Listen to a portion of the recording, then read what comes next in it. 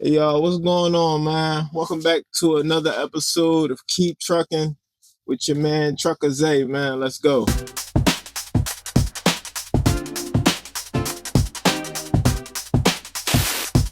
First of all, I want to give a shout out to all the new subscribers, man. We at 276. 267 at the time. I just mixed that all around.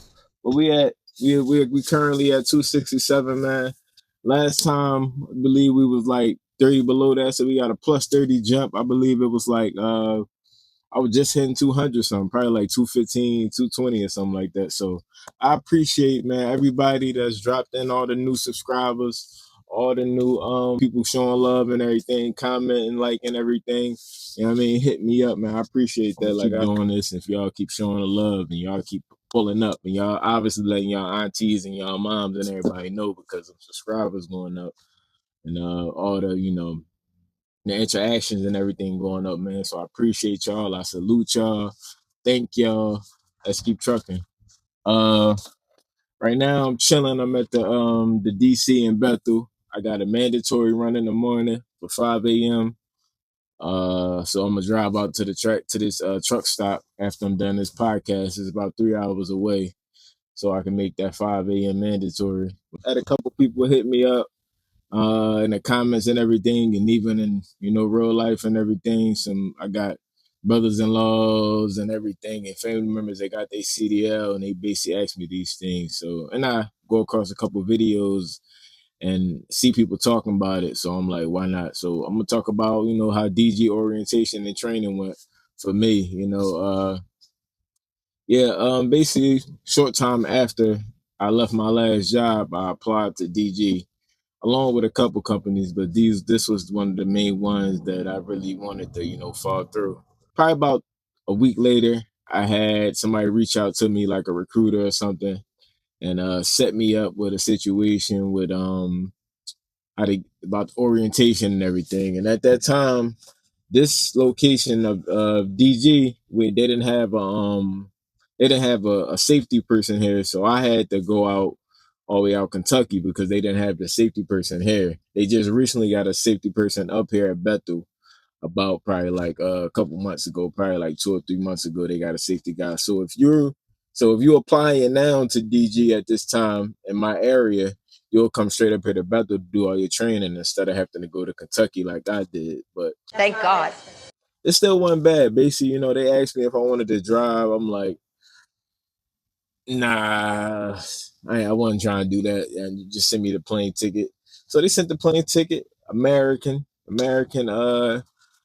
So that was cool. They ain't throw me on no Spirit or nothing like that. Great. Even though, I did Frontier one time with the family. We went somewhere and it was pretty cool, but they do your boy on that American. So I appreciated that. That was a that was a check. That was a green check mark right there from the rip when they did it. I'm like, oh, this company really care about what they get, what they got going on. So basically booked me the flight and everything. I was basically in very good communication with the recruiter. He walked me do everything, and everything was on point with them sending all the information for my flight. Hotel. I believe I was staying like in a it was a good hotel. I believe it was like one of them. I forgot exactly what type of hotel it was. I ain't gonna lie, but they had a pool in there. They had a gym in there and everything. Uh, it was like a Western. It was good, man. It was good. Like, you ain't had no bed bugs or nothing. It don't smell like roaches in here or nothing. So yeah, it was a cool hotel, man. Stayed there. The day I got there, I remember it was raining real quick, and they actually set you up with a rental car too as well. So I got there, got the rental car at the airport. Once I got off the plane, everything was like extra smooth. Like everything was cool, man. You don't hear stories like that all the time with some trucking companies and all that. And I know that's like a big trucking company, so you expect that, but it's not always what you expect is always not what you're gonna get. So that was cool, man. They set everything up. I drove to the hotel and everything. Check-in was smooth down Kentucky. The next day, reached out to the recruiter, gave me the information on where to go for the first day of orientation. It was 3 days of orientation. Every day you was paid. I think I believe it was $100 a day for orientation, and for 3 days that's not bad because it's only 3 days. So $100 a day for 3 days. Um, Orientation was cool, man. The all the instructors and everything, safety advisor and everything, it was cool. Everything was smooth, and they was answering basically all the questions. We had to do a lot of paperwork. I remember that. I ain't never do that much paperwork in my life. I'm talking about big stack, probably like something crazy like that. But it was all like stuff that you need that's very important and very major for like what you do. As not even just a truck, just not even as a DG driver, but making sure all your paperwork is up to date as an actual commercial driver. So it was a lot of paperwork, I remember. But and I also remember just the food that they were serving at orientation. I remember that being good. Every day it was catered, I believe. Yeah, every day it was catered. First day I was there, we had like chicken strips and French fries or something like that. The second day we had like burgers, and I think the last day was like hoagies or like some type of sandwiches or something like that. So that was cool. You don't always get that. Like sometimes they'll give you a little companies to give you like a little McDonald's coupon or something, tell you to rock out and go find that. But they had everything there, everything was cool. We didn't really get to jump in the trucks or nothing during orientation, of course, but everything was crazy, man. Everything was breezy. We had a road test with paperwork, met some cool people there. After the 3 days over, smooth, got up out of there, got back on the plane, went back to Philly, and this is where I had kind of an issue right here, probably coming up, cause waiting for them to select the trainer. I believe I waited for about 1 or 2 weeks, and I was getting a little bit like uneasy. Well, hurry the hell up. I'm not getting any younger. Mind you, during this time, I don't have a real job. I'm doing Uber, so that's not really enough to sustain, my life and like with my family and everything. So I was getting probably a little agitated a little bit with that, with the trainer thing taking so long to come through. I called the recruiter and everything, and they was telling me how they gotta assign me a manager and everything up here at Dollar General. So I'm like, God. Then I'm getting calls. I got a couple people number from orientation, a couple cool people I met up there, got the information and everything. We stayed in touch. We still stay in touch a little bit to this day. They was telling me how they already started training and all that. Even some people that's out of this location. So that's when I was really getting a little uneasy. I'm like, damn, like, why taking them so long? They found something bad in my paperwork. Like, when you sitting around, you can just all types of thoughts and everything start like, like, what's going on? Like, why I'm still around here waiting and and it seemed like most of the people that I was in orientation with, they already moving and grooving with their training. So during that 2 week hiatus while I was waiting for a trainer, I probably called like I probably was bugging the hell out of them. Probably they probably like, man, if y'all put this guy with a trainer, I probably called about 3 or 4 or 5 times or something like that. And so eventually they put me on with a trainer, and basically they were like, "Yeah, can you be up here tomorrow? We'll have you starting with a guy." Yeah, I'm like, yeah, for sure. Like, man, for sure. Let's go. So next day, that day, I come up here to the DC. I go and meet my, excuse me. I come up to the DC. I meet my fleet supervisor. Nice lady. She's very cool. She's still the same way she was when I met her that day when I came up here the first time. Still got the same.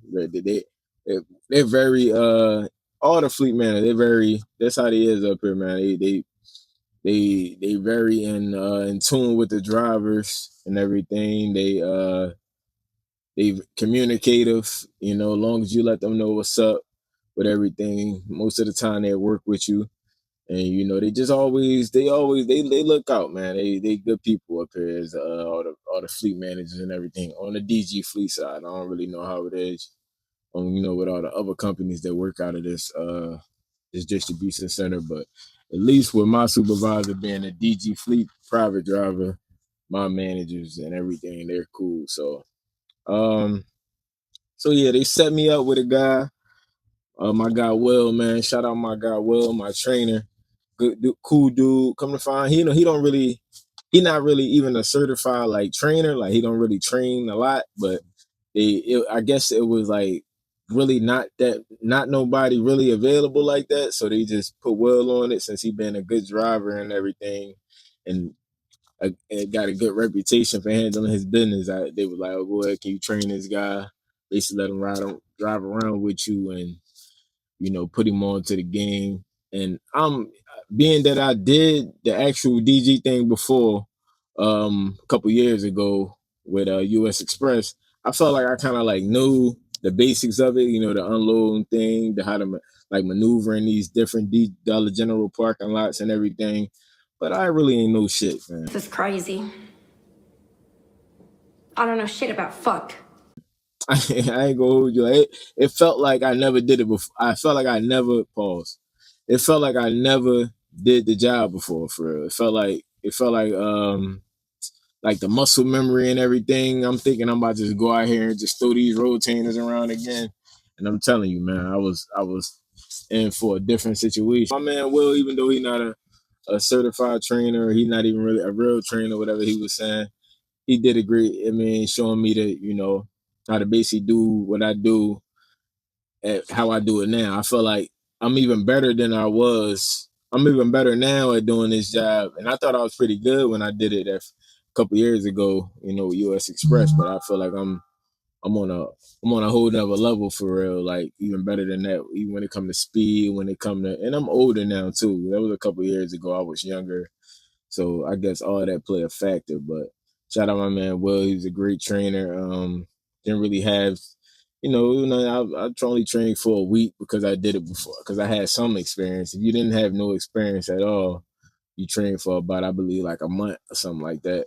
But you really need every piece of the training, man. Especially if you brand new. Like if you was new and all that, and you new to DG and everything, you definitely need every piece of the training because it can get kind of frustrating. Some guys after they training was over, they still stayed. They like you can if you don't feel like you comfortable to go out yet by yourself, you can choose to like, no, I need more training. So a lot of guys did that. So it ain't sweet, man. Like even when it comes to the unload, they might still have an issue with the unloading thing. They might still have an issue with they don't feel comfortable maneuvering these some of these parking lots. They don't feel comfortable with that yet. So for any reason, a lot of these guys, a lot of trainees and everything, they chose to stay and get more training because they wasn't really comfortable with going out on their own yet. My first 2 months was kind of crazy. I'm not gonna lie. I got a couple incidents. Believe within that 2 months, my truck got towed. The company had to pay $2,000 to get it back. I thought that was gonna come out of my pocket. I was sick. I got in I got in a minor little ding. I had it was a mandatory, but I did it outside the mandatory window. And the reason why it was a mandatory is because the parking lot was like small and packed. Like, so if you get it during a regular business day, you can't really maneuver in there. But I'm still a new driver again all over it. But I was just starting fresh out training, so I wasn't really thinking to, and I sideswiped somebody's truck and everything. And I ain't gonna lie, around that time, man, I was like, damn, like, can't get right. All right, we'll see how long he lasts. Now, where was I? I just started this, man. I just started out here on my own, and I'm already having all these situations and everything. And I was a little discouraged, but they work with me. They like basically just after my last incident and everything with the side swipe and everything, they basically like they got a thing. It's like a probation period you get on. Like long as you don't get into nothing else within that 6 months, like that same type of incident, like my towing incident and my towing incident and my little side swipe incident was two different categories. So long as I didn't get in another side swipe issue within that 6 months, I was cool. As long as I ain't get the truck towed again within, you know, 6 months, I was good on that. So I believe it's been 6 months each since then. So I kind of got like a fresh slate now. So that's another thing I like about what they do here at DG, man. Because I was kind of like, damn, like I'm barely out the probation period as a new driver, and I'm already getting in all these situations. But it's kind of like they understood. They kind of knew, like, yeah, some stuff gonna happen, but just don't let it happen too much, bro. Come on, relax. During training with DG, you get paid about I believe it was $200 a day. So 2, 4, 6, 8. Yeah, $200 a day. So after every week, I was that through that week, it was $800. That's not bad, man. I be hearing some guys they get $100 a day, probably 150. Some guys get $75 a day. So yeah, that 200, that 200 wasn't bad for that for during training. But it was cool, man. Like that's basically how DG orientation and training was, man. It was smooth for me, but others it might not be that it might not be that smooth, but for me it was a good experience, and that's what I can give you from what I had out here basically. Shout out the birds, man. We 2-0, two and donut, two and donut, man. Stop playing with us. What I told y'all.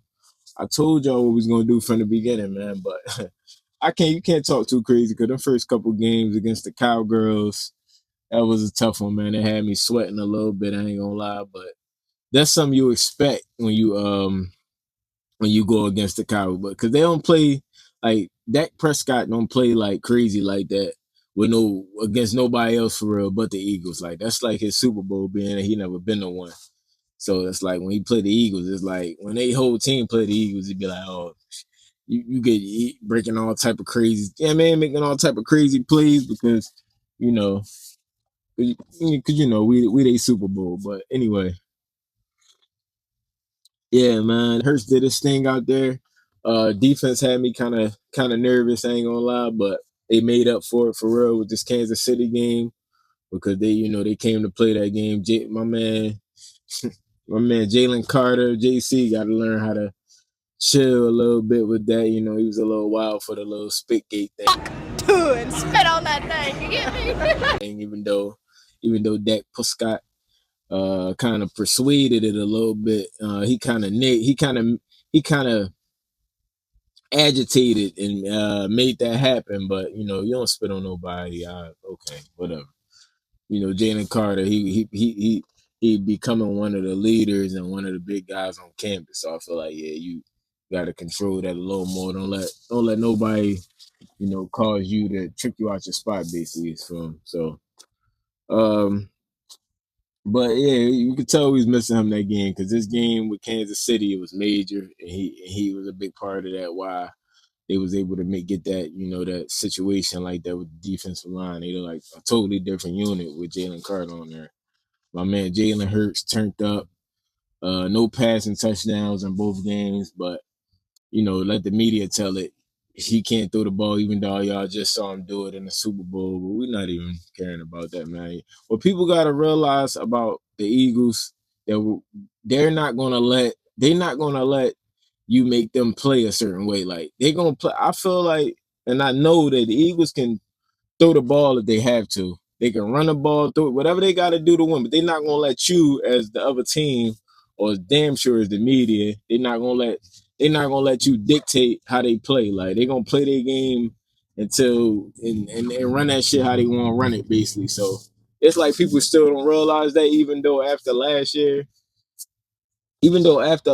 people were saying the same rhetoric with the was saying the same type of stuff last year with the they can't throw but then Hurts came out there and threw for 300 yards. And man, we didn't. It's what y'all wanted to see, and everybody acting like surprised, but it's like they do this all the time. Like it's like they win how they want to win. They control the temperature of the room.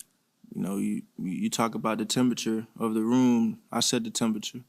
That's what it is. So I control the things that I can. I can control how I respond to something. I set the motion, and It's like that's how you do this shit. See, like in the last game against Kansas City, they was critiquing the tush push once again. Like, come on, get over, man. Get the hell out, get out your feelings with this play, man. It's almost, they feel like they really need to. it really need to be barred out the game. Really need to be put out the game now because of the onside issue, the offside issues with the offensive line. Not only is the tush push an ugly play, they jump on it every damn time. Move this man! But my thing about it is that never was an issue at first with the but it's like you gotta find, like basically you gotta find another issue with it, to say they gonna cancel it. It might be out the game next year. Who knows? Like that's next year, but we already got a Super Bowl out of it. Hopefully we get another one this year out of it. And the offside stuff is like it be on both ends. Like if you look at the play, most of the time you got defensive tackles and everything from the opposing team lining up in the neutral zone. So what are we talking about here? You see one of our offensive linemen with now that's the reason why y'all need to go ahead and get rid of the touch push now, because our offensive line get a jump on it like that been happening all the time, man. So if they gonna take the play out the game, it don't matter, man. We already took it to the full extent. Got the biggest thing, got the biggest goal, got the biggest trophy you can get using this shit. So it is what it is, man. We still gonna be able to get the ball 1 yard without the shit. So it is what it is. But yeah, shout out to my Eagles, man. NFL popping right now, man. Let's go. I got some serious, that I want to talk about. We gotta have a serious moment and everything about the Charlie Kirk thing. First of all, rest in peace to that man, and everything, and for his family and everything. Condolences to his family. I don't care what side of the rights you on when it comes to certain things. What side, whether you red or blue. I don't feel like nobody should be murdered or everything for their beliefs or what they believe. Even if but you gotta understand that basically, like, if what you say, you got the freedom of speech to say what you want to say, but what you say sometimes could cause reactions, and that's for anybody when it comes to politicians, or when you talk about, like, even when it comes to rappers. You got rappers that's getting indicted or that's in prison right now because of something they said on a record. So it's like you can say what you want to say, believe what you want to believe, but that don't mean that it's not repercussions, even if it's you know either to his certain extent to where he lost his life at, or if it's something lighter, like doing time in prison, or shit, you get canceled on IG or something. Like, your opinion's always gonna have some type of reaction, and your action's always gonna have some type of action as well, even if it's not, hopefully, even if it's not to that certain extent, to the major, point of no return. But I just feel like the thing that killed me about everything and gets to me about everything is that the America is just so divided right now. Like, I don't, in my lifetime, I'm sure it may have been more divided way before my time. I understand, because I was born in '92, so you got people that probably dealt with crazier stuff than us. But I feel like, at least in my lifetime and my 33 years I've been here, it's the most divided as ever. Because what kills me is people that's on either side of the spectrum don't really have no smoke enough, or forget the smoke that they had for when something happened on the, like, if something happened on one side, they gonna care about it more on the other side. So it's like, if something happened on one side, nobody cares until it happened to them. Like, people quick to say when people was, had some critique and everything, or saying stuff about the Charlie Kirk situation, but it was like with George Floyd, it was people on the other side of the spectrum that had the same type of animosity towards George Floyd that people on the left, have the animosity and the things to say, the negative things to say towards Charlie Kirk, and each, each side is crazy. Why we can't just come to a certain extent why we can't just come to the middle on something like that, But people feel like they didn't. If you don't, people didn't like what George Floyd represented. So on the right side, so they gonna attack his character to attack him, even though he's dead, and people don't like people from the left side don't like what Charlie Kirk stood for and represented, so they're gonna attack his character and his everything, even in death. So it's like, let's stop acting like everybody better than the other person, because if it was the other side of the coin, you'll probably be carrying it the same way that the other person is carrying it. But since you was affected this time, I just feel like that on that. Like let's just be real. But more than anything, man, we need to let's come together and let's stop bullshit. Let's understand each other more than just judging each other. You feel me? Me and the wife who went out Connecticut, go to the Chris Brown Breezy Bowl. She been, as you know, every millennial, probably every millennial black female, love Chris Brown. So she been loving him forever since she was a little girl and everything. So she put everything together, found the tickets out Connecticut. We didn't buy them in Philly because they was getting resold. People are just buying them just to resell them at a higher price, which I respect the hustle, man. But it's like regular people that want to buy these tickets, man. Why y'all got to go and get them and make them Jones from $200 to take you there for $200? Why we gotta go and turn that to about $1,500? Like, come on, man. But I respect the hustle, but I don't respect it enough to buy that here. But she went to go and find the tickets and everything went to go and find the tickets in Connecticut. They was cheaper. It was a little drive. I drove there. It was about a 4 hour drive or something like that, but it ended up turning into like 5.5 to 6 because of all the traffic and everything. But I'm driving on my day off. On my day off, she got me driving 6 hours to Connecticut, but I love her. So, and she really wanted this, and I really wanted her to experience that. She deserved that. She in school right now doing her thing to become a nurse. From dealing with the kids, to doing all this schoolwork and taking a test every other day. That was good for the mental, and plus we needed a little date night, man. So we turned it into a whole little date thing. We went out there, drove out there, went to the concert, had a couple drinks. It was a great night, man. It was fun, man. That boy Chris Brown, man, he's probably one of the best performers of our lifetime for sure. Probably, I think he the top five or something like that, man. But that guy he had a goddamn Duracell battery or something in him. I don't know what was going on. We about 4 hours into then at 3.5 to 4 hours in, and he's still like doing songs back to back. He come to a point, you like, God damn, you just sitting there though. Like a video on her phone, and I'm really just sitting there like, man, like everybody sitting around like this guy still he really on some Duracell bunny rabbit type stuff right now. But that guy is great, man. I don't know how he had all that energy like that, man, but he did his thing up there, man. My wife really enjoyed it. It was cool. It was actually my first professional concert I ever went to. I've been to like shows and everything, and rap shows and different type of shows and everything. But that was my first like concert I've been to. I believe that was her second. She been to the Beyonce concert and all that, so it was fun, man. A fun experience, a dope experience. My wife deserved it, So it was cool, man.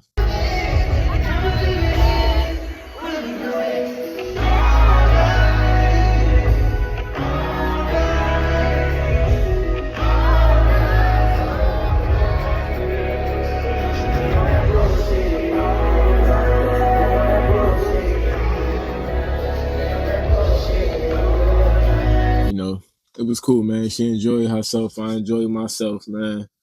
We was vibing out. It was a good night, man. But I still was kind of sick about driving them 6 hours. And then she kind of like got me because she was supposed to drive back and I was supposed to drive them. Of course I ended up driving back. You're a truck driver. Everybody expect you to drive. It's what you do. You do it for a living. Why you got an issue with it, right? But she drove for like half of it, and I drove the other half because she needed to get some rest because she had some stuff to do when she got in the house. So I'm like, fuck it, you do about 2 hours, I do the next two, bro. So it all worked out, but it was fun, man. It was great. All right, man. I want to answer a couple questions, a couple comments I came across, and everything. Get some insight on those. So the first one is this person said two questions I have, please. I saw a few videos of Dollar General where drivers needs to unload a mess of boxes by one. Why? These roller carts look pretty simple. Then he said, then how is the parking in these tight parking locations? Other than the job seems easy enough. And the best part gets you some workout. Thank you. So, yeah, the first question, with Dollar General, you don't have to unload box by box. Everything is on the rotainers. You only have to stack boxes for your toppers and everything, and they trying to like really get rid of the too many toppers with the dividers they got. They're trying to get rid of the toppers. So mostly everything, most of your pieces is in the rotainers. Only ones you have to touch and stack by hands is some of the toppers, and you got the crates. But I know in Family Dollar you got to touch everything. You got to touch every box. So Dollar General you don't really touch every box. You touch probably about out of 1,500 pieces, you probably touch about 1,500 pieces. You probably gonna touch about probably 100 boxes or something like that, if that, depending on how many toppers it is. So that's the first thing. Parking in the tight when it comes to parking in the tight spaces, the Dollar Generals, man, yeah, they all vary. Like some lots you got where you got hella space and plenty of space to maneuver. You got space to give, and some locations it's extra maneuvering. You just got to take your time, man. If you got to get out, don't be too prideful and too I ain't gonna I got this, like I'm a pro. Like you got to know you got, if you got to get out and like look around, do that. I did it probably once or twice. But yeah, just I feel like just take your time. And another thing, look at stores before you go. Use that Apple app, use that map app. Look at these locations so you can get at least some type of plan in your head to how you gonna maneuver the situation when you get to it, instead of just getting there. Don't try to be. I try to be least as surprised as possible. So I see a store about it's a blind side. It's a blind side, This a sight side. So I at least know that. So when I get there, I already had that mindset, like what I'm gonna have to do when I get there. No surprises. So or at least surprises. It's already enough surprises as a truck driver when you out on the road. So if you can control that part, and if you control that part and make it so, yeah, I ain't gotta be surprised on how a situation gonna look when I get there. At least help yourself out by doing that. So that's how I feel about that. And you definitely get a workout out here. You definitely gonna get a workout. You see the guns, you know what I mean? You definitely gonna get a workout out here pushing these rotainers. We talking about from 300-400 pounds, probably 500-600 pound rotainers you gotta push around. So all the shoulders and all that, you definitely gonna get a nice little workout. If I need to go to a gym or something like that, only thing you probably need a gym for is some cardio. But other than that, you're gonna get all your pushing, and you gonna drop some lbs just by the steps and the pushing these heavy rotainers alone. So definitely. But I appreciate that question, man. That was a great question, man. Let's keep them going. We got a one right here say food service driver. Not to get in anybody's business, but how much y'all make a week looking to switch over to something with more miles? Food service has working 10 hours of straight service time, but I make 19 to 21 a week gross. That's not bad. Here you actually do less miles and you can still make that amount of money. You do less miles and probably less stops, and you can make that same amount of money that you talking about right there. You can make that here doing less miles, because we probably got a higher mile percentage, and it's probably a higher mile percentage than what you got at the food service. I'm not sure what food service this person work at, but yeah, you probably make more, a little bit more, a little bit probably under that here with less miles and less stops. So yeah. Yeah, man. But the that's the comments, man. I gave y'all a good three, man. But I appreciate y'all tuning in, man. But I'll be back a little sooner. Um Appreciate y'all coming through. Appreciate y'all following, comment, subscribing. You know, make sure y'all leave them comments on any video. I'm going to find it. I'm going to respond to it. I'm going to respond to it on the actual video, and I'm going to respond to it on here as well. So, man, appreciate y'all tuning in, man. Let's go, man. Keep trucking. Uh, be safe out there no matter what you're doing in life. No matter how everything going, whether it's negative, no matter if it's a negative thing going on in your life, man, remember you got to keep trucking. You got to keep moving. You got to keep grooving. You know, God love to see you do well. I love y'all. Appreciate it. Let's go.